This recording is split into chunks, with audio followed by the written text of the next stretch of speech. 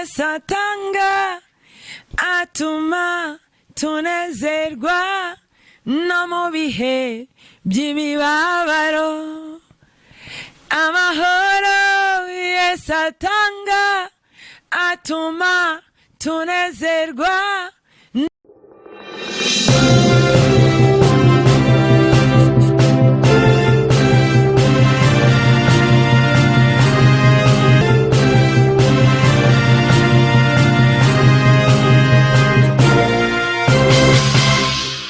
Satanga atuma tunezerwa no mu bihe by'imibabaro.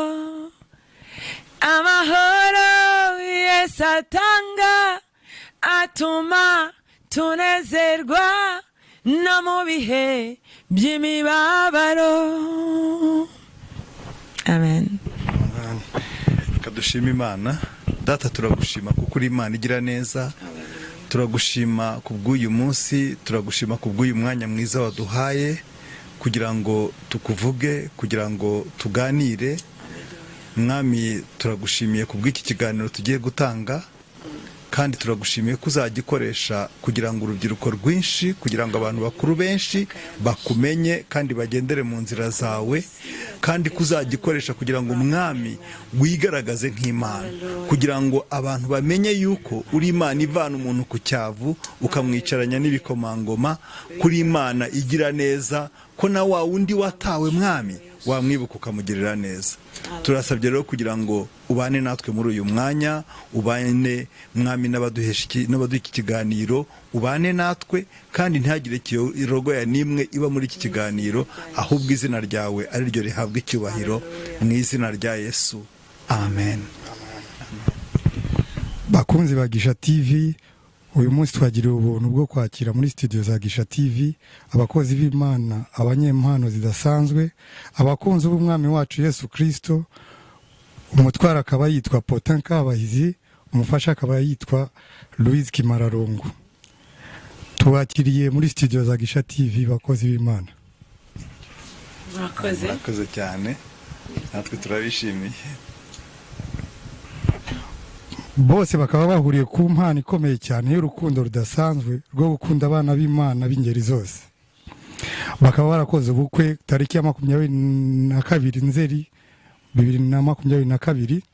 Ubwo bukwe bukaba bwarahesheje umugisha abenshi babutashye kuri uwo munsi, bagizwe cyane cyane n'imiryango yombi n'inshuti n'abavandimwe ndetse n'abakristo basanzwe basengana.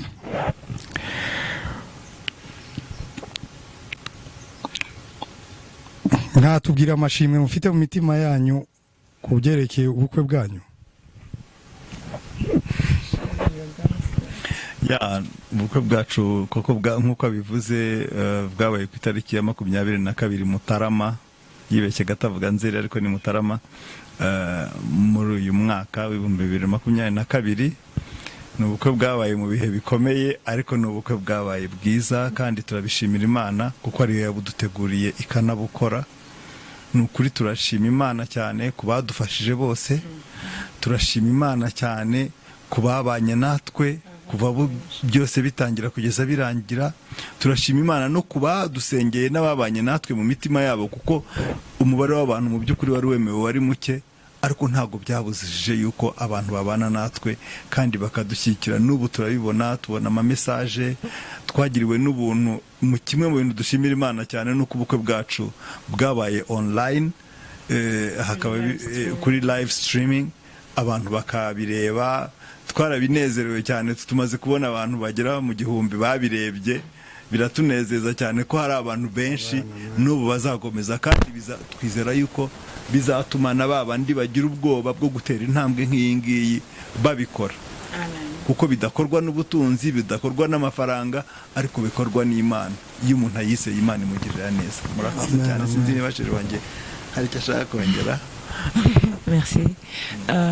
Ngewe byinshi rabivuze, ariko ntawabura gushima Imana kuko mbere na mbere niyo yabiremye. Yaremye nyine Adamu imuremera Eva. So rero nishimwe rikomeye cyane, turashima Imana. Ariko cyane cyane dushima Imana ko itica isezerano. Ko twabitegereje igihe kinini, kuri twebwe twabonaga ari kinini cyane, ariko Imana ntabwo igikererwa. Nicyo kintu twavuga kugira ngo n'abadukurikiye bizere ko Imana itababeshye, kuko nageze igihe ntekereza ko ibyo nabireka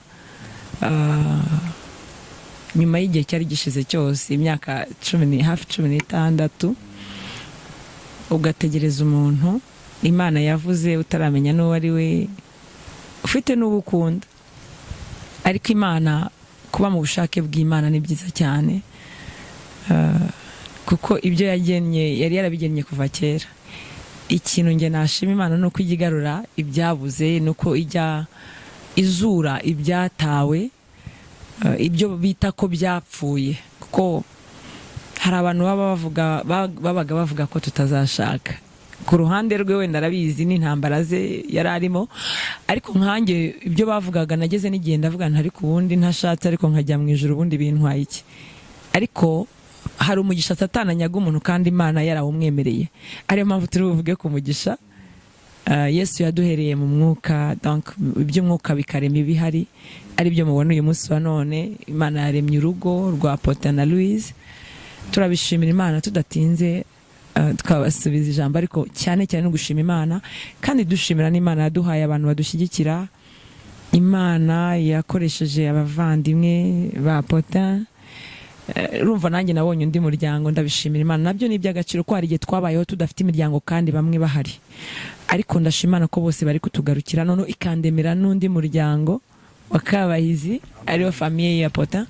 Nabyo ni ishimwe rikomeye cyane. Imana ijya ibasha kugarura ibihe byiza, ijya ibasha kuremera ibirori kandi utarabikoraga. Ni ishimwe rikomeye. Murakoze. Nyuma y'igihe kirekire mutegereje imyaka 16 n'imyaka myinshi cyane, ni irihe banga mwakoresheje kugira ngo mukomeze mwihangane, mugume mu cyizere, mwizeye ko Imana izabikora kuri uyu munsi Kabahizi Pota? Nakubwira ngo buriya hari ikintu wavuga ngo ni ibanga, ariko mu by'ukuri ari nk'Imana yikoreraga ibintu. Hari aho twageraga tugacika intege, ariko giye gusa hari isezerano nagiranye n'Imana. Nabwiye Imana ngo Mana, nakumenye ndi muto, ndi umusore muto, ndabona gushaka ntazi ukuntu birimo kugenda, imyaka injyanye ndetse irimo isa n'inarenga, ariko aho kugira ngo nzashake mu buryo wowe utemeye, nzashake mu igihe bitari ubushake bwawe, ntabwo nzashaka, nzabireka. Ibyo rero byabaye ikintu kimwe gituma umuntu ahagarara.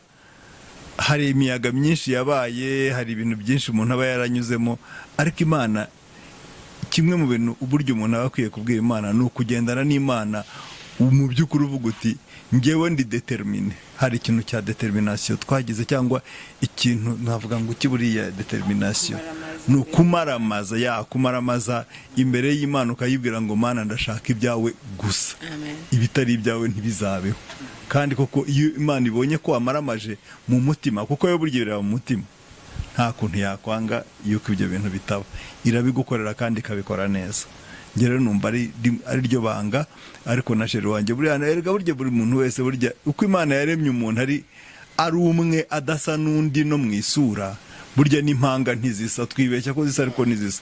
Burya ni nako n'umuntu wese aba afite itandukaniro. Niyo mpamvu amuririmbye yavuga ngo kila mtu atapokea mzigo wake mwenyewe. Ni ukuvuga ngo niba uzajya imbere y'Imana ku bwawe kandi wari ufite umufasha, hari ubwo izakubaza n'ibyo umufasha, ariko burya imbere yawe, imbere y'Imana hari ikintu baravuganye n'Imana. Niyo mpamvu rero ntavuga ibyanjye gusa ngo simureke nawe ngo avuge ibye, kuko nawe hari icyo yari yaravuganye n'Imana, nawe atabigize ibanga yabitubwira. Murakoze. Ibyo umuntu yavuga Imana ni byinshi, ibyo Imana agivugana natwe ni byinshi. Mu ruhande rwanjye ntago nababeshya ngo nabirebeshaga amaso y'umwuka, nabirebeshaga amaso y'umubiri. Imana yavuganaga nanjye kuva kera, ariko nabitegereza, nabireba simbibone, ahubwo nkarushaho kubona ibitero. Rero kenshi byanyibutsaga, ubu ngubu nibwo ndi kwibuka inkuru ya Sara na Aburahamu uburyo bageze igihe barirwanira kubera ko bari bananiwe bibaza kwiza. Hari ukuntu wibwira ngo Imana iraca muri uyu muryango kuko ari wowe wamenyereye kwicamo wenda ubuhamya bw'abandi uko buteye, ariko kuri twebwe ndumva byaratandukanye cyane n'ibyo twibwiraga, kuko uyu muntu nari narabanje kumwanga atari uko namwangaga, ahubwo iyo turebesha amaso y'umubiri ntitumenye ibituboshye. Ntabwo navuga ngo twaranganaga, hari abantu bakundanye banakundana ariko bakayoberwa impamvu batabana, bakayoberwa impamvu batinze mu misozi itandukanye, ugasanga harabura deliverance gusa. Ko twakundanye niga segondere, kageza gusura abana b'imfubyi, ufite duhura bwa mbere twahuye akunda gufasha abantu, kandi nanjye uwo mutima nkumva ndawugira. Twahuriye ahantu tugiye gusura umuntu umwe ariko tutaziranye, kandi uwo muntu nari ngiye gusura nanjye sinari imuzi, nuko yari inshuti y'undi mwana twari twamenyanye. Ariko icyo nshaka kuvuga ni iki, nuko sinari nzi ko ari we. Rero hari igihe twazengurukaga ahantu hari umugisha wacu ariko tutabizi, tugera n'igihe ajya hanze ashaka ko musangayo. Ndibuka ko wari umunsi wa interview, nanjye nabonye akazi mu karere ndambwira ntaho njya. Icyatumaga muhakanira suko sinzi niba navuga ko atari igihe, ahubwo nari mfite n'ubwoba bw'uko nagera ni Burayi nkagwa. Cyane cyane narebaga iby'Imana cyane, nubwo nari mu mubiri icyo gihe, ariko na karande zari zirimo zindwanya ko nari ntarasobanukirwa uburyo umuntu aba muri Yesu neza. Rero uyu munsi Imana ikajya ivuga buri gihe mu bahanuzi, nanjye ubwanjye kansanga kanyereka ko hari mariage, ariko nge nkabanza no kugira ubwoba ngo ni urupfu, kuko nge narebaga urupfu kandi Yesu abona ubuzima. Rero ni byinshi navuga, ariko reka mvuge kuri icyo kintu mwatubajije. Imana ivuga rimwe ndetse kabiri ngo naho umuntu atabyitaho. Igihe rero ntari imbyitayeho, igihe ntabitekerezaga, nge ndimo nshaka Imana, ko nagize igihe ndavuga nti ntazabura mariage yo mu isi nkabura n'iyo mu ijuru, kuko hari igihe ubuzima bukugora ukajya ubona ko isi yaguciriyeho iteka, ariko ukaba ubizi ko mu maso y'Imana ufite agaciro. Numva ko ngomba gushaka Imana. Rero mu gihe nari ndimo mpirimba navuga ngo ngiye gushaka Imana kuruta uko nayishatse mbere, kahabereye mu guhekera umugeni, abandi bakoresha amata, mwe byatewe n'iki gukoresha igaburo ryera?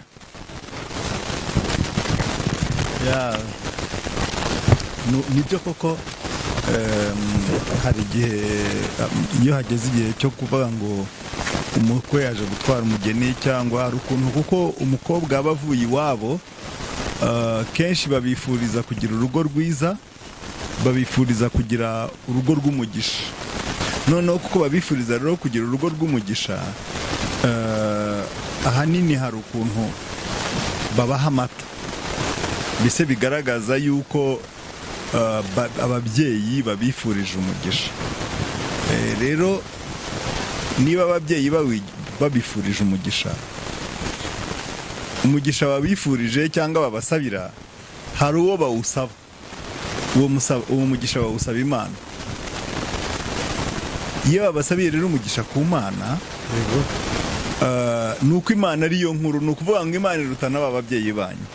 Twe rero tukavuga ngo none se buriya nubwo ababyeyi tububashye, nubwo tubaha icyubahiro cyabo, kandi nubwo, ariko buriya ni Imana, ya Mana basaba umugisha, nta wundi mugisha.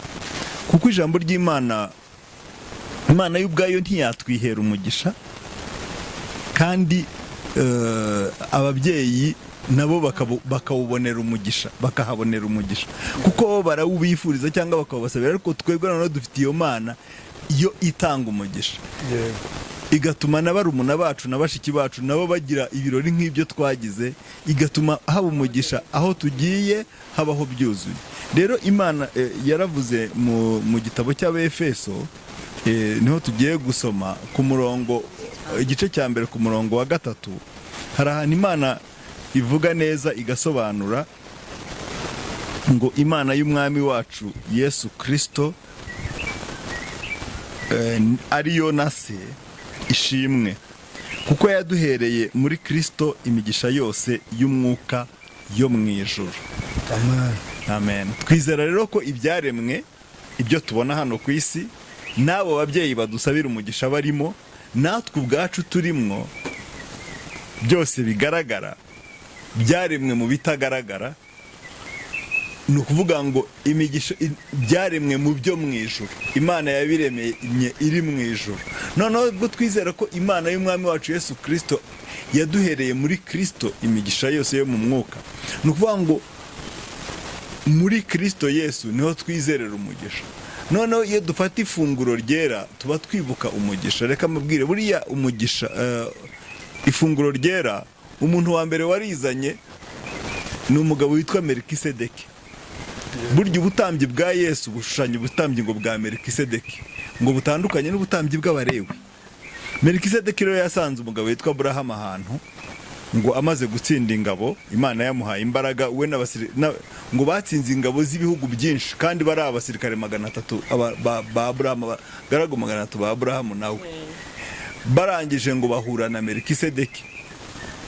Bamaze guhura na Melikisedeki, ngo aza ngo afite umuvinyo cyangwa divayi, ngo afite n'umutsima n'umugati. Ngo amaze kubihereza Aburahamu, Aburahamu amaze kubyakira, ngo Aburahamu amuha 10% cya byose cy'iminyago ngo y'inyamibwa, ndetse niko Bibiliya bivuga. Ni ukuvuga ngo bishaka kuvuga yuko Yesu aza muri iryo sezerano, ntabwo twongeye kubona icyo gikombe n'uwo mutsima. Mu gihe cya ba Mose ntabwo byongeye kugaruka, byongeye kugarukanwa na Yesu Kristo. Kandi nawe abikora mu gihe cya nyuma agiye gupfa, aravuga ngo dore icyo muzajya munyibukiraho. Kandi urumva icyo gihe rero Melikisedeki aza, ngo yaje avuga umugisha gusa, aravuga ngo Imana y'umwami, ngo Imana ihabwa umugisha, kandi Imana iha umugisha Aburahamu w'Uwiteka. Bigaragaza yuko ifunguro ryera burya ni umugisha, ni umugisha kandi w'iteka ryose. Kandi banamwitaga Melikisedeki, bamwitaga umutambyi nanone. Kandi bakavuga ngo umwami w'i Salemu, afite amatitre n'ubundi agaragaza Kristo ubwe, ko Yesu ni umwami w'amahoro, kandi bakavuga ko ari umutambyi mu buryo bwa Melikisedeki. Rero umutambyi mukuru. Rero ni ukuvuga ngo n'ubundi urugero rwacu ni Kristo. Ikindi impamvu tuba twifuza ko abantu babimenya, nuko uwo mugabane ntabwo ari uwacu gusa, ahubwo intumwa zigeze zihishurirwa mu byakozwe n'intumwa, abantu 3,000 ngira ngo bamaze gukizwa, barangije baravuga ngo iryo sezerano ry'umwuka wera ngo ni iryacu n'abana bacu n'abazadukomokaho bose. Ni ukuvuga ngo ni abantu bose bazizera iryo sezerano rya Kristo, ry'amaraso ya Yesu. Amen. Noneho ngo agiye kubaha igikombe, ngo yaravuze ngo mwakire munywere kuri iki mwese. Kunywera ku gikombe kimwe ntabwo bivuze kuba, kuko buri wese mu rugo rwe arabikora, cyangwa se no ku rusengero bakabikora. Ariko impamvu tuvuga ko ari ukunywera kuri icyo twese, akaba ari ibintu yadusigiye, nuko bihindura ubuzima bwacu, tukaba mu buntu bwa Kristo bwuzuye, ubuzima bwa Kristo. Icyo gikombe yabango no gusangira nawe imibabaro n'ibyishimo. Ejo bundi ndumva Imana yarabiduhishuriye cyane. Imana igenda iduhishurira ibintu bikomeye ku ifunguro ryera, tukabohoka. Kuko iyo ivuze ngo no gusangira nawe imibabaro, ntabwo ari kubera ko tugomba kujya kumusaraba nk'uko yagiye, oya, ahubwo ukora icyo Yesu yagakoze. Niba uciye ku muntu ubabaye, ese ni iki Yesu yagakoze kuri uwo muntu? Imibabaro avuga ni ukugira umutwaro w'umurimo, kuba umuntu uwo yakugize kubawe. Niba yaracaga ku muntu akamugaburira, ngo yarabarebaga ngo akabona ko bababaye, ntabwo Yesu yigeze yaka umuntu amafaranga, iyo nkurikije Bibiliya. Ahubwo ngo yarabareba akavuga ngo nimubicaze, ngo barushye, akamenya ko barushye, akabicaza, akabategeka ko babicaza, hanyuma agatubura imitsima akabagaburira, kandi nyuma yaho bakaba bazima. Ngo yaravuga ngo batagwira isari mu butayu. Rero abasaba abantu amafaranga kugira ngo Yesu agire icyo akora, abo ngabo ni abanyabinyoma, kuko baravuga ibitari byo. Rero iyo tuvuga ubugingo bwo muri Kristo, tuburebera mu mubiri we, n'amaraso ye, kuko nibyo bitanga ubugingo buhoraho. Kuko umuntu utabikora ngo nta bugingo aba afite muri we. Ibyo biri mu gice cya Yohana 6:53. Ngo utanywa ayo maraso ntarye n'uwo mutsima nta bugingo aba afite muri we. Kuko n'umubiri iyo wabuzemo amaraso wanapfa burya, iyo utagize intervention ngo bakongeremo andi. Ariko iyo tubirebeye mu buryo bw'umwuka ni ikindi kintu. Amen. Amen. Sinzi nawe wabisobanukiwe. Ndabisobanukiwe. Imigisha yose twayiherewe muri Kristo, kuko impamvu twabikoze no kugira ngo nabo bose baduheshe umugisha, bagabane kuri uyu mugisha. Kuko iyo usomye hepfo hatubwiye ngo kubw'uwo natwe twarazwe. Urumva harimo ikintu turagwa muri ya maraso n'umubiri. Ngo kubw'uwo ngo natwe twarazwe umurage tubitoranirijwe kera nk'uko Imana yabigambiriye. Kuko rero ari umugambi w'Imana ko abo bene wacu nabo bakizwa. Kuko ari umugambi w'Imana ko abo bantu bose hirya no hino mu isi bamenya ibi bintu, ko nabo babitoranyirijwe. Icyo Yesu ashaka gusa nuko babizamo. hari ikindi wumva cyangwa ntitwagushubije neza? Ntabwo ndanyurwa neza, kuko icyo kintu cyatunguye abantu benshi. Bavuze ati iki kintu ni gisanzwe, kandi uburyo mukinsobanuriyemo ndanyuzwe pe ku bwanjye. Ariko abakurikirana Gisha TV hari abari bavuga ati ese ibi bintu birasanzwe, se bihabanye n'umuco, bakaba confused. Buriya jye namaze kubona yuko utuvuze ngo umuco nyarwanda, ntabwo mu by'ukuri tuba tuvuze umuco nyarwanda. Ntabwo ukiri umuco nyarwanda nk'uko Rwabugiri yari ameze igihe yari ariho, cyangwa Musinga cyangwa Rudahigwa. Ugenda wevuriwe, ugenda ukura.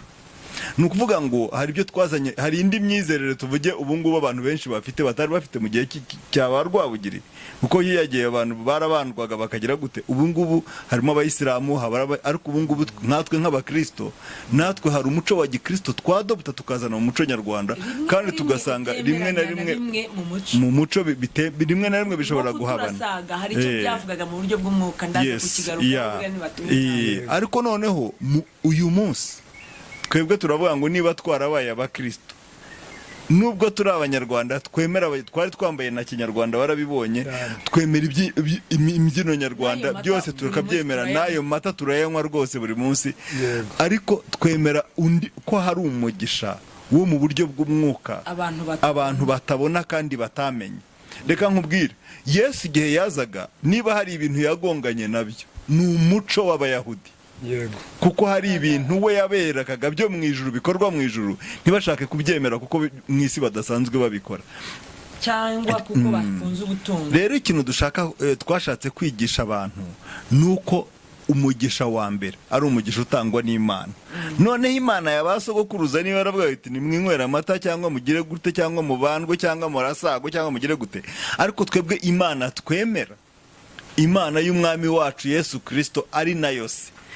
Gusa aduha ubwenge bw'imigenzereze, tukamenya ukuntu twitwara, icyo bitewe n'aho tugiye nuko Pawulo nawe yaravuze ngo mu Bayuda nagaragaye nk'umuyuda, ngo mu Bagiriki nigaragaza nk'umugiriki. Ni ukuvuga ngo unjyanye muri Arabiya Saudite ukambwira nshobora kugenda nkambara bya bindi bambara na cya kintu barenza aha, ubundi nta n'ibyo ngira, ariko ngiye bakabimana byambara kugira ngo ahari mbashe gufata abaho ngaho. Rero buriya bintu by'imyambarire jye nabonye ko hari ukuntu idini riza rikabikaza cyane. Ubundi umuntu aza kuri Yesu asa uko asa, ameze uko ameze. Yesu yagendanaga n'abantu, hari umudamu yasanze wari ufite abagabo 6, abantu bose ntibamwegeraga, ngo yari gukundwa nande uretse Yesu. Reka ndaguha ijambo ryanditse muri Yesaya 42 ku murongo, ashobora kuridusomera sheri wanjye. Ni ijambo Imana imaze iminsi twigishirizamo ku bintu nk'ibyo ngibyo, atugaragariza abantu yari akeneye, abamuzanye. Riri muri Yesaya, umutwe w'amagambo aravuga ngo umugaragu w'Uwiteka, ariko turasoma umurongo wa 4, nuva ari uwa 4 n'uwa 3. Reka duhere ku wa mbere. Ngo dore umugaragu wanjye ndamiye, uwo natoranyije, umutima wanjye ukamwishimira. mushizeho umwuka wanjye, azazanira abanyamahanga gukiranuka. Kabiri hakavuga ngo ntazatongana, ntazasakuza, kandi ntazumvikanisha ijwi rye mu nzira. Gatatu hakavuga ngo urubingo rusadutse ntazaruvuna, ahubwo azazana gukiranuka by'ukuri. Urubingo rusadutse ntazaruvuna, kandi n'urumuri rucumba ntazaruzimya. Merci. N'urumuri rucumba ntazaruzimya, ahubwo azazana gukiranuka by'ukuri. Amen. Rero ikintu nakubwira, iyo umuntu aza kuri Kristo ari umukobwa ukabona aje yambaye mu buryo bushobora kuba bwasitaza abamureba, reka tubivuge gutyo, kuko hari umuntu wenda uba ugiye kwibyinira muri boîte cyangwa aranicuruza, tuvuge gutyo, akaza yambaye akantu gakurura abakiriya kuko wafite ibyo yacuruza muri ubwo buryo. Umuntu ashobora rero kuba atagira n'indi myenda